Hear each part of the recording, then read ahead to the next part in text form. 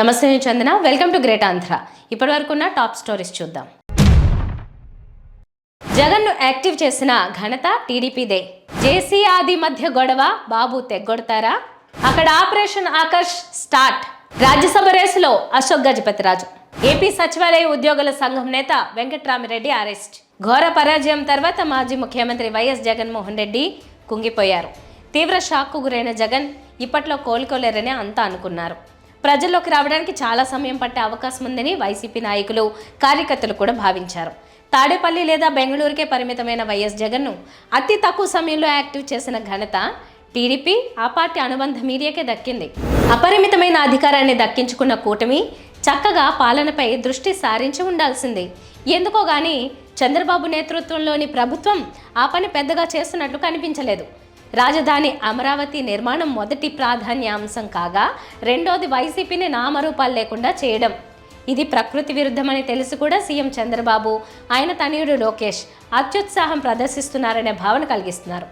గత ప్రభుత్వంలో అతి చేసిన ముఖ్య నాయకులపై కేసులు పెట్టినా ఎవరు ఏమీ ఆలోచించరు. కానీ ఓటర్ లిస్టు ముందు పెట్టుకుని కేసులు పెడుతున్నారనే నెగిటివిటీని కూటమి సర్కార్ తనకు తానే సృష్టించుకుంటోంది.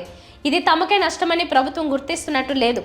ఈ నేపథ్యంలో మాజీ ముఖ్యమంత్రి వైఎస్ జగన్ యాక్టివ్ అయ్యారు. జైల్లో ఉన్న తమ వాళ్లను పరామర్శించడానికో లేదా తనపై, తన ప్రభుత్వంపై దుష్ప్రచారం చేస్తున్న వ్యతిరేక కథనాలపై కౌంటర్ ఇవ్వడానికి తప్పనిసరి పరిస్థితుల్లో జగన్ పదే పదే మీడియా సమావేశాలు నిర్వహించాల్సి వస్తోంది. గతంలో జగన్ సీఎంగా ఉండగా బహుశా 1-2 ప్రెస్ మీట్లు మాత్రమే పెట్టారు. కానీ ఇప్పుడు కూటమి ప్రభుత్వం కొలువుదీరిన తర్వాత ఎన్నోసార్లు ప్రజల మధ్యకు వచ్చారు. విజయవాడను వరదలు ముంచెత్తినప్పుడు 2-3 సార్లు ఆయన పరామర్శ కోసం వెళ్లారు. పులివెందులకు వెళ్ళినప్పుడల్లా ప్రజా దర్బార్ నిర్వహిస్తూ ప్రజలతో మమేకమవుతున్నారు. ఇలా ఘోర పరాజయాన్ని మర్చిపోయి ప్రజలతో కలిసిపోయేలా చేసిన ఘనత మాత్రం టీడీపీకే దక్కుతుంది.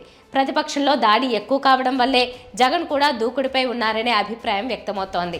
ఇంత తక్కువ సమయంలో జగన్ను యాక్టివ్ చేయడం ముమ్మాటికి కూటమికే నష్టం. అధికారం తలకెక్కితే ఇట్లే ఉంటుంది మరి. వైఎస్ఆర్ జిల్లా జమ్మలమడుగు నియోజకవర్గంలోని ఆర్టీపీపీలో ఫ్లై యాష్ రవాణా విషయంలో స్థానిక BJP MLA Adinarayana Reddy, Tadipatri municipal chairman JC Prabhakar Reddy మధ్య వివాదం తలెత్తడంతో వాహనాలు ఎక్కడికక్కడ నిలిచిపోయాయి. ఇక్కడి నుంచి వివిధ ప్రాంతాల్లోని సిమెంట్ ఫ్యాక్టరీలకు ఫ్లై యాష్ను తరలించే సంగతి తెలిసిందే. కూటమి నేతల మధ్య గొడవ కారణంగా ఫ్లై యాష్ను లోడ్ చేసే పరిస్థితి లేదు. చివరికి పంచాయతీ సీఎం చంద్రబాబు నాయుడు వరకు వెళ్ళింది.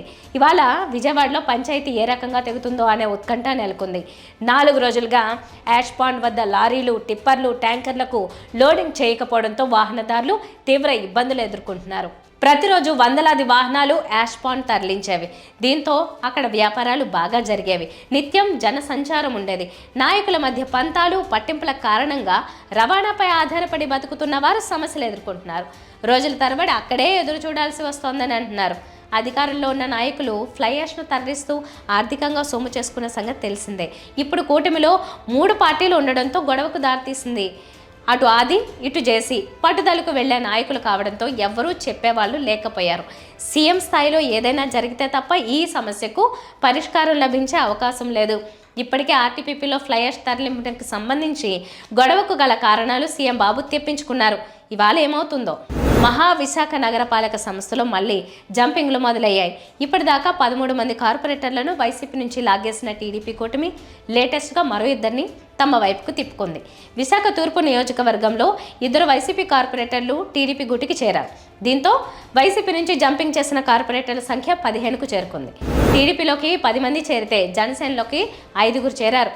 జీవీఎంసీలో 60 మంది వరకు బలం ఉన్న వైసీపీ నెంబర్ ఇప్పుడు 45కి పడిపోయింది. 98 మంది కార్పొరేటర్లు ఉన్న జీవీఎంసీలో మేయర్ సీటు దక్కించుకోవాలంటే 49 మంది కార్పొరేటర్ల బలం అవసరం. అయితే ఎక్స్ అఫీషియో హోదాలో టీడీపీ కూటమి ఎమ్మెల్యేలు, ఎంపీలు కూడా కార్పొరేషన్లో ఉన్నారు. దాంతో వైసీపీ మీద అవిశ్వాస తీర్మానం పెట్టి విశాఖ కార్పొరేషన్ని గెలుచుకోవాలని టీడీపీ కూటమి చూస్తోంది. టీడీపీలో విశాఖ మేయర్ సీటు కోసం చాలామంది పోటీలో ఉన్నారు. విశాఖ కార్పొరేషన్ని టీడీపీ ఒకే ఒకసారి 1987లో గెలుచుకుంది. దాదాపు 40 ఏళ్ల తర్వాత మేయర్ పీఠాన్ని అందుకోవాలని ఉవ్విళ్ళూరుతోంది. ఆ కళ తొందరలో సాకారం అవుతుందని కూటమి నేతలు అంటున్నారు. వైసీపీ నేతలు మాత్రం తమ పార్టీ నుంచి వెళ్లిన వారు అవకాశవాదులుగా చిత్రీకరిస్తున్నారు. విజయనగరం పూసపాటి సంస్థానాధీశుడు కేంద్ర మాజీ మంత్రి అశోక్ గజపతిరాజు రాజ్యసభ రేసులో ఉన్నట్లుగా తెలుస్తోంది. ఆయన టీడీపీలో అత్యంత సీనియర్ నేతగా ఉన్నారు. ప్రస్తుతం పార్టీలో పొలిట్ బ్యూరో మెంబర్గా ఉన్నారు. ఆయనకు 2024 సార్వత్రిక ఎన్నికల్లో విజయనగరం లోక్సభ టికెట్ దక్కలేదు. ఒక కుటుంబానికి ఒకటే టికెట్ అన్న ఆలోచనల మేరకు అశోక్కి టికెట్ ఇవ్వలేకపోయారు. అయితే పెద్ద అయిన సేవలను వేరే రూపంలో వినియోగించుకోవాలని పార్టీ డిసైడ్ అయింది. పైగా బలమైన క్షత్రియ సామాజిక వర్గానికి ప్రతినిధిగా ఉన్న అశోక్ గజపతిరాజుని రాజ్యసభకు పంపించడం ద్వారా ఆ సామాజిక వర్గానికి సానుకూల సంకేతాలు పంపాలని నిర్ణయించుకున్నట్లుగా తెలుస్తోంది. ఏపీ కేబినెట్లో క్షత్రియ సామాజిక వర్గానికి ప్రాతినిధ్యం లేదు. ఇటీవలే రఘురామకృష్ణంరాజును ఉపసభాపతిగా ఎంపిక చేశారు. ఇప్పుడు అశోక్కి రాజ్యసభ సీటు ఇవ్వడం ద్వారా ఆ సామాజిక వర్గానికి పార్టీలో సముచిత స్థానం ఉందని చాటి చెప్పాలని అనుకుంటున్నట్లుగా భోగట్ట. అంతేకాకుండా సీనియర్ మోస్ట్ పార్లమెంటేరియన్ అయిన అశోక్ని పెద్దల సభకు పంపడం ద్వారా అత్యున్నత వేదిక మీద ఆయన అనుభవాన్ని కూడా పూర్తిగా వాడుకోవాలని పార్టీ అధినాయకత్వం నిర్ణయించింది అని అంటున్నారు. ఏపీలో 3 రాజ్యసభ సీట్లకు సంబంధించి ఖాళీలను భర్తీ చేసేందుకు లేటెస్ట్గా నోటిఫికేషన్ జారీ అయింది. 3 ఎంపీ సీట్లకు పోటీ గట్టిగా ఉంది. అయితే అధినాయకత్వం ఆచితూచి సరైన ఎంపిక చేస్తుందని అంటున్నారు.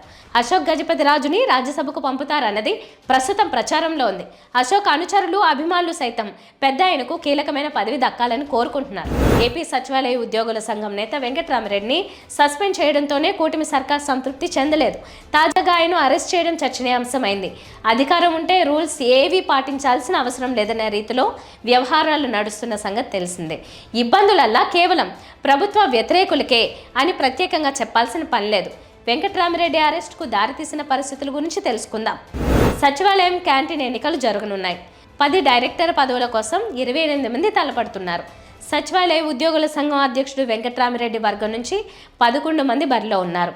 తన వాళ్లను గెలిపించుకోవడానికి వెంకట్రామిరెడ్డి గుంటూరు జిల్లా తాడేపల్లి పరిధిలోని కొండపావులూరి గార్డెన్లో ఉద్యోగులకు మందు పార్టీ ఏర్పాటు చేశారు. అయితే అనుమతి లేనిదే మందు విందు పార్టీ ఏర్పాటు చేశారనే సమాచారాన్ని ఎక్సైజ్ పోలీసులకు కొందరు అందించారు. దీంతో గురువారం అర్ధరాత్రి ఎక్సైజ్ అధికారులు దాడి చేశారు. మద్యం బాటిళ్లు స్వాధీనం చేసుకున్నారు. దీనంతటికీ కారకుడిగా వెంకట్రామిరెడ్డిని గుర్తించి ఆయన్ను అరెస్ట్ చేయడం గమనార్హం. సార్వత్రిక ఎన్నికల్లో వైసీపీ తరపున వెంకట్రామిరెడ్డి ప్రచారం చేశారని ఆయన్ను ప్రభుత్వం సస్పెండ్ చేసింది. ఇప్పుడు ఆయన్ను అరెస్ట్ కూడా చేయడం ఉద్యోగ వర్గాల్లో చర్చ జరుగుతోంది. ఇవి వాళ్ళ టాప్ స్టోరీస్. మరిన్ని అప్డేట్స్తో కలుద్దాం. నమస్తే.